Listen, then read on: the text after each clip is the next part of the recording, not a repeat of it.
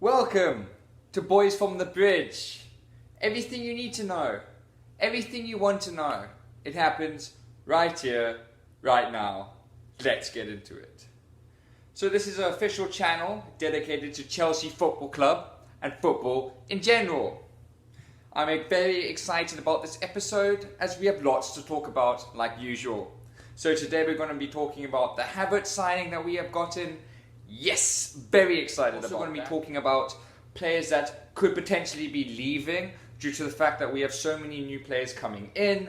I'm also going to be talking about potential loan players and my best starting 11 for next season. This is obviously, I'm going to say everyone is fully fit. That's what I'm going to be hoping for, and there's not going to be any injuries. So, without further ado, please hit the like and the subscribe button so you can get every video. I would really appreciate it if you could share with your friends and your family or anyone that could potentially be interested. There is less than a week now until the Premier League starts again, and I am so excited. I cannot wait for it to begin. I know a lot of you fans out there are also feeling the same. Got your fantasy Premier League team in order. I got mine, and I can't wait for it to begin. So first off, Havertz. I am delighted to announce that he has signed for the club. He's an extremely exciting player. The Chelsea Football Club released some exciting videos about him. I know everyone just wanted Havertz to be announced, and finally the wait is over. He is announced. It looks like he's going to be taking Tomori's number of 29, as I'll be speaking about Tomori later, about where he could be leaving to. I know that the likes of Mason Mount is going to have a lot of hard work to get back into the team. We'll be talking about who maybe deserves to start the first game of the season. I would be very surprised if Havertz doesn't start. I think that we spent so much money on him that we kind of have to start him. So, I want to talk about all the players potentially leaving. So, the first player potentially leaving is Tomori. Now, Tomori is very young. He's an English player who plays at centre-back. He is 21 years old. He has very good talent, but I believe that he does need to go out on loan in order to develop his skills and broaden his range of football. Now, the side most likely to take him out on loan for the season is Everton. Now, I'm personally not the biggest fan of Everton. The only thing I like about Everton is that they also wear blue.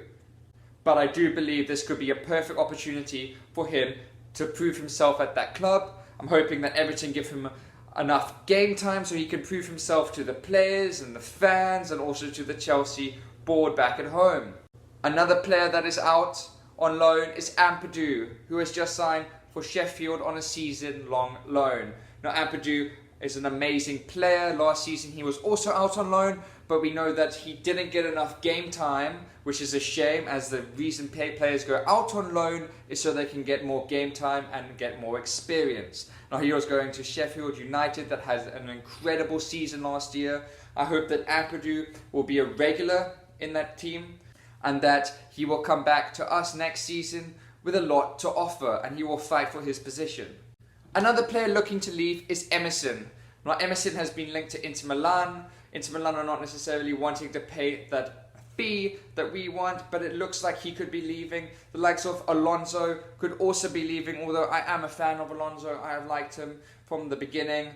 He's a very good attacking player, and he's also very good at free kicks. His only issue for me is his defending on the left-hand side isn't up to scratch with the likes of Ben Chilwell. Now, a player we haven't seen for a while at Chelsea is Kennedy. Now, Kennedy is a Brazilian player with a huge amount of talent. He has gone to a season-long loan in Spain in La Liga to a team called Granada.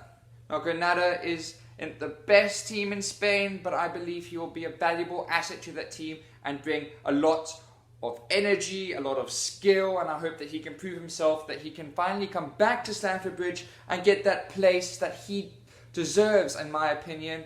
I look forward to seeing Kennedy for the rest of the season in Spain, and I hope that he can prove himself where he is a valuable player for the team and for the fans. Now, we have two potential players going to Crystal Palace. The only issue with this is that you can only send out one player at a time to a club. So you can't have two players going to the same club. Now, these players include Batshuayi and Conor Gallagher.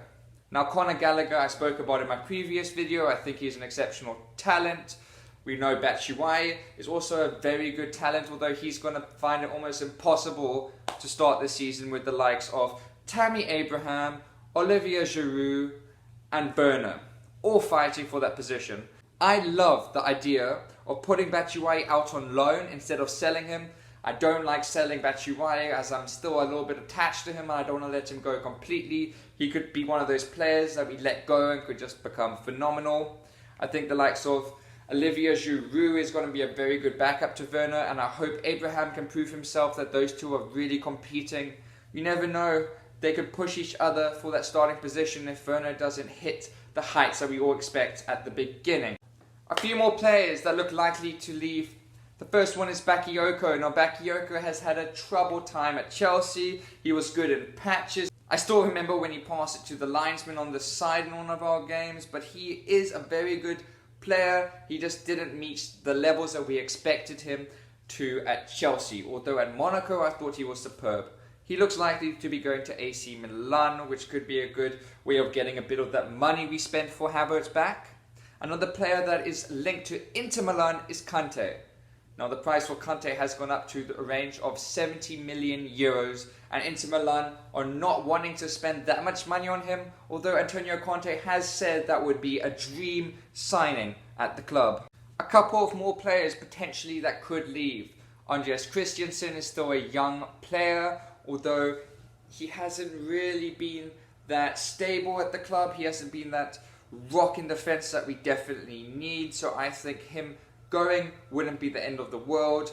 A player like Jorginho didn't have the greatest first season when he was under Sarri, but after that the fans have definitely become happier with Jorginho, and him leaving would be sad, but I don't think it would be the end of the world as we have such a good squad depth at the moment. We have signed so many players already this season, and it looks like we are still wanting to strengthen in the defence and in the goalkeeper. Now we are very close to signing Edwin Mendy apparently. We're looking at the range between 18 to 25 million pounds. Number hasn't really been confirmed yet. Another goalkeeper that we have been linked to in the last few days is Alfonso Areola. Now he is a very good keeper. He's from PSG. This could be another alternative to Mendy, as the deal for Mendy has been taking a little bit longer than anticipated, and I would love to get a goalkeeper in as soon as possible to help Kepa out. Now Edwin Mendy, I believe, would be the best bet, as Edwin Mendy has positive attributes where Kepa lacks. He is extremely tall. Mendy stands about 5 inches taller than Kepa, so he's going to be very dominant in set pieces like corners and free kicks, and he's also a very loud figure. Now, unfortunately, there are some players that are injured. The likes of Christensen that got injured in the FA Cup final against Arsenal that pulled a hamstring is looking like he's struggling to make it back for the first game. Sadly, he is only anticipated to come back at the end of September. I think we'll be fine as we do have a big squad depth, but he is one of my favourite players at Chelsea and I can't wait for him to come back, and I wish him a speedy recovery, and I'm sure he'll be better than ever when he comes back. Another player that is also injured is Reece James. Now Reece James is anticipated to come back hopefully by the early stages of next week for the Brighton game. That's what we're all keeping our fingers crossed. Now Hakim Ziyech sadly got injured in the friendly game against Brighton. I don't know why he got injured in the friendly game against Brighton, because we need him now for the serious game against Brighton. He is looking like he could potentially be a doubt for that game, so that's a little bit worrying. We could potentially put Werner, who looks likely to be on the left side, and then Hudson-Odoi on the right side, as Willian now has left to Arsenal. Now, I would like to talk about my best formation and my best team for next season. I believe the best formation that this Chelsea team will play is a 4-3-3. We could potentially play a 5-3-2, but 4-3-3 I do prefer. Now, the players I want in my 4-3-3 team, I'll start at the back. In goalkeepers, if we don't get another goalkeeper, we have to resort to Kepa. But if not, throw Mendy in there, because I would like Mendy in the goalkeepers. Now, on the left side, as we just signed Ben Chilwell, and Ben Chilwell is another player that's injured, and he looks unlikely to be back within the next few weeks, but as soon as he's back, I would like him to be on the left side. Until then, it looks like Alonso potentially could be on the left side. Now the two centre backs. On the left side, I would like Thiago Silva, as he is a very exciting new player at Chelsea. And on the right side, I would like Zuma. Now there is a lot of talk about Rudiger or Zuma. I believe Rudiger is coming to the end of his career, and Zuma has been a very loyal player for Chelsea. I did like Zuma a lot last season, and I did like Rudiger a lot last season, but for me, Zuma would be a better fit on the right hand side. Now, the right back position. This is where I'm a little bit torn, as I think Azpilicueta is a fantastic leader, and he's been an amazing player for Chelsea over the last few years. His experience and his dedication means that he will definitely start most of the games for Chelsea, but I am a huge fan of Reece James, and I think that Reece James deserves a chance to show his worth. His ability to cross the balls and his pace allows him to get forward a lot, although he does need to work on his defending. So I would love to see Reece James play an important part in Chelsea's season. We are moving now to the midfield. Now we have so many good midfielders. The likes of Kante, I would have to say, would be in there. When Kante is fully fit, there's not a better central defending midfielder in the world. So I will put Kante there. Now alongside Kante, I would love to see Ruben Loftus-Cheek. Now when Ruben Loftus-Cheek is fit, I think he would be perfect next to Kante. Although Kovacic was definitely, without a doubt, one of our best players last season. So I'm going to have to say, put Kovacic next to Kante. Moving forward into that central attacking midfielder. Now that we have Havertz, I have to say Havertz instead of Mount. I love Mace, but Havertz, I want to see him fire maybe. If he doesn't live up to potential, we can always put Mason Mount back, but I would have to see Havertz there. Now the only thing I'm really worried about with Chelsea spending £250 million this season is maybe hampering all the young players that are coming through the ranks. We had such a good young team last season, and I don't want it to stop with the young players. I don't want their potential and their chances of getting games to diminish because we have such new and exciting players. We either need to send them out on loan, I don't want to sell them, or we need to try put them into other competitions such as the FA Cup and the Carling Cup, and maybe in the Champions League group stages and some Premier League games against lower opposition. Moving into the attacking positions on the left wing, without a doubt, the American captain Pulisic would have to be there. Now when Pulisic is injured, it's potential that we could put Werner on the left hand side, but when Pulisic is fit, there's no other player that I would like but Pulisic on the left. On the right hand side would be Ziyech. Now when Ziyech isn't available, I would like to see Callum Hudson-Odoi. I think he played very well against Bayern Munich in the Champions League, even though we did get thumped. I would still love to see him on the right hand side.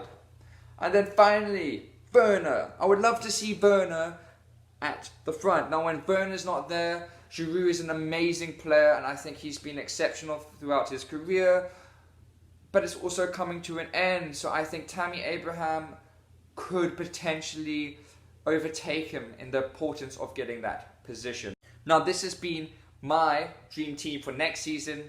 I can't wait for it to begin. 6 more days and it is there. I will make a preview game to Brighton, analysing formations and the exact team I believe we're going to start and how we can beat Brighton.